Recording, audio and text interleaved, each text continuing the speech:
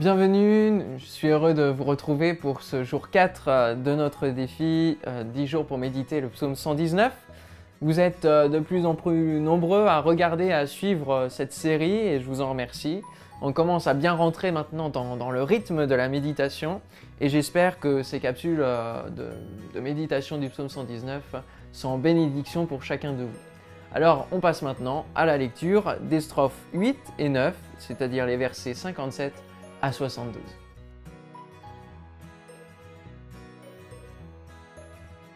Mon lot, ô Éternel, je le redis, c'est d'obéir à ta parole. J'ai cherché à te plaire de tout mon cœur.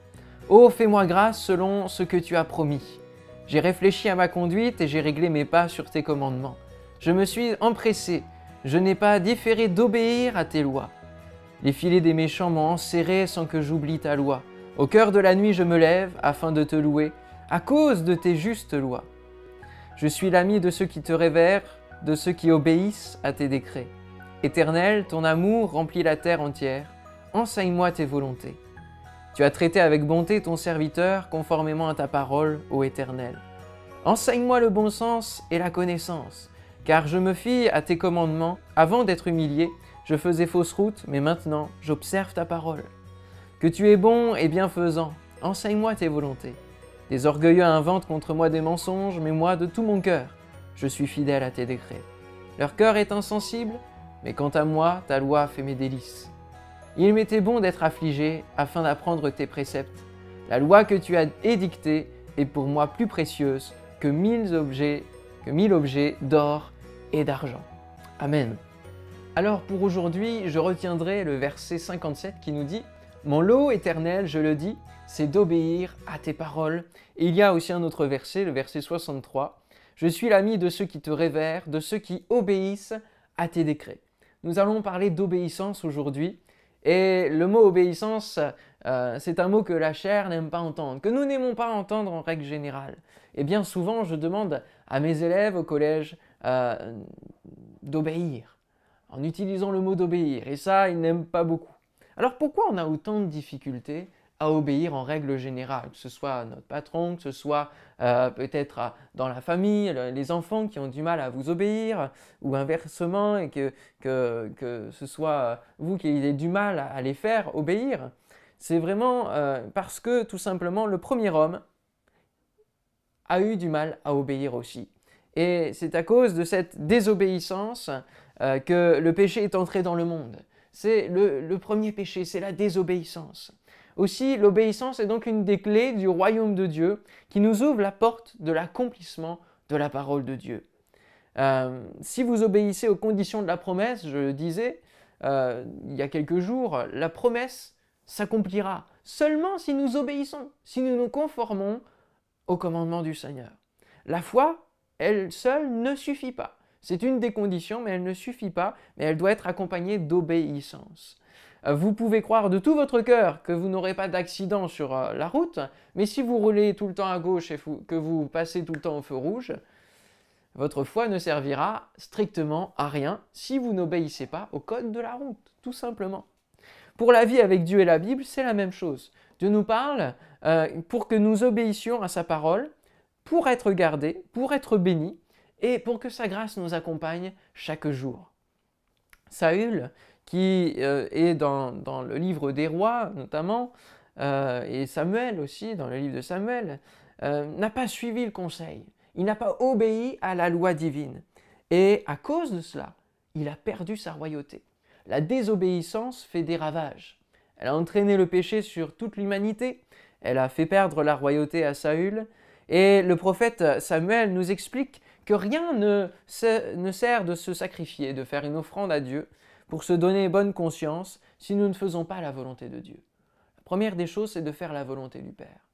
Cherchez premièrement le royaume et la justice de Dieu. Cherchez à obéir au fonctionnement, aux clés du royaume de Dieu. Et alors, la conséquence, c'est que toutes les choses que nous recherchons au quotidien, nous seront données par-dessus.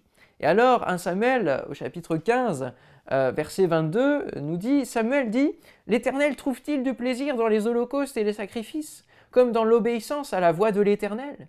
Voici, l'obéissance vaut mieux que les sacrifices, et l'observation de sa parole vaut mieux que la graisse des béliers. Et étonnamment, on retrouve dans le psaume 119 le mot graisse pour parler de l'état d'insensibilité du cœur des hommes arrogants qui mentent et marchent dans la désobéissance. L'obéissance se fait avec un cœur disposé à faire plaisir à Dieu. Jésus va enseigner ce principe d'obéissance à ses disciples en disant dans Matthieu chapitre 7 verset 21, « Ceux qui me disent Seigneur, Seigneur n'entreront pas tous dans le royaume de Dieu, dans le royaume des cieux, mais celui-là seul qui fait la volonté de mon Père qui est dans les cieux. » La parole de Dieu est pour notre bien. Rien ne sert de discuter avec le Père en disant « mais tu sais, j'aimerais bien me marier avec tel profil de personne, j'aimerais bien que tel conflit se règle de telle manière, etc. » Ne mettons pas notre volonté en avant, mais obéissons tout simplement à ce que le Seigneur met sur notre cœur, nous inspire, et obéir à ce que Dieu nous a déjà dit avant d'aller plus loin. Il nous a donné déjà des principes de commandement à mettre en pratique, alors faisons-le, il y a déjà beaucoup de travail, c'est important. Et après, il nous révélera la suite de notre plan pour notre vie. Seulement si nous entrons dans la première étape de la vie qu'il veut nous donner, du plan qu'il veut nous donner, alors il va dévoiler le reste au fur et à mesure de notre obéissance. J'aime bien d'ailleurs ce dessin que j'ai vu sur internet qui circule sur les réseaux sociaux, où un homme prie en disant à Dieu « Seigneur, quand je te parle, j'aimerais bien que tu m'écoutes. » Et le Seigneur de répondre tout simplement en montrant la Bible « Eh bien moi aussi j'aimerais bien que tu m'écoutes. » Ou alors il y a aussi une autre image qui est un petit peu similaire et qui dit « Seigneur, s'il te plaît, parle-moi. » La seule réponse du Seigneur, et qui je pense serait vraiment celle-ci, c'est un dessin humoristique, mais c'est de tendre la Bible. Il y a déjà tellement de livres à lire, tellement de choses à comprendre. Nous qui cherchons toujours une révélation pour connaître la volonté de Dieu, lisons et apprenons à obéir déjà à sa volonté exprimée dans la Bible. Il y a déjà beaucoup de travail, beaucoup de choses à faire. Oui, nous avons besoin de la grâce de Dieu pour obéir, c'est vrai. Le psalmiste le dit et le demande lui-même à Dieu. Mais n'attendons pas l'échec pour obéir. N'attendons pas les difficultés de la vie pour obéir, mais soyons déjà empressons-nous à obéir par amour. Non pas par contrainte, non pas par devoir, mais par amour. Parce que la bonne obéissance se fait dans l'amour, parce qu'ensuite l'amour parfait bannit la crainte. Voyons l'obéissance comme une porte ouverte sur notre destinée. C'est comme cela qu'il faut le voir. Il est vrai que l'obéissance peut paraître aux yeux du monde une faiblesse. Et peut-être que vous serez critiqué parce que vous aurez obéi plutôt à Dieu qu'aux hommes. Mais cela nous humilie dans certaines circonstances, lorsque nous faisons des choix dans notre vie. Mais ne regardons pas cela. Regardons à l'exemple de Jésus, qui lui-même a obéi jusqu'à la croix et n'a pas fléchi jusqu'à l'objectif que le Père lui avait fixé. Les mots « obéir »,« obéissance » sont présents à 14 reprises dans l'ensemble du psaume 119. C'est l'un des mots qui revient le plus souvent. Et il est clair que le psaume 119 prendra tout son sens dans notre vie seulement si nous l'appliquons. Je vous propose de prier ensemble dès maintenant. Seigneur, nous te demandons ta grâce pour nous aider à obéir à ta parole.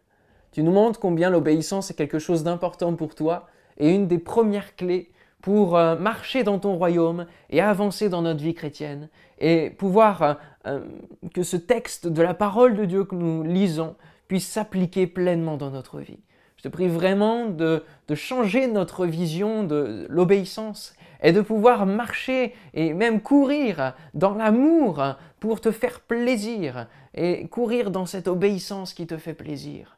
Seigneur, donne-nous de comprendre que obéir a de meilleures conséquences que de désobéir.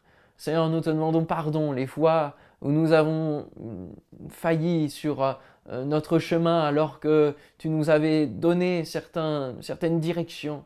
Seigneur, merci parce que tu pardonnes, tu es fidèle pour pardonner. Seigneur, je ne veux pas attendre l'échec. Nous ne voulons pas attendre l'échec et les difficultés de la vie pour commencer à obéir, pour commencer à te prier. Seigneur, donne-nous de pouvoir obéir dès maintenant et de marcher dans la crainte, dans la bonne crainte, ta crainte, Seigneur, que toute la gloire te revienne. Amen. Amen. que le Seigneur vous bénisse. On se retrouve demain et on sera déjà au jour 5 de notre défi.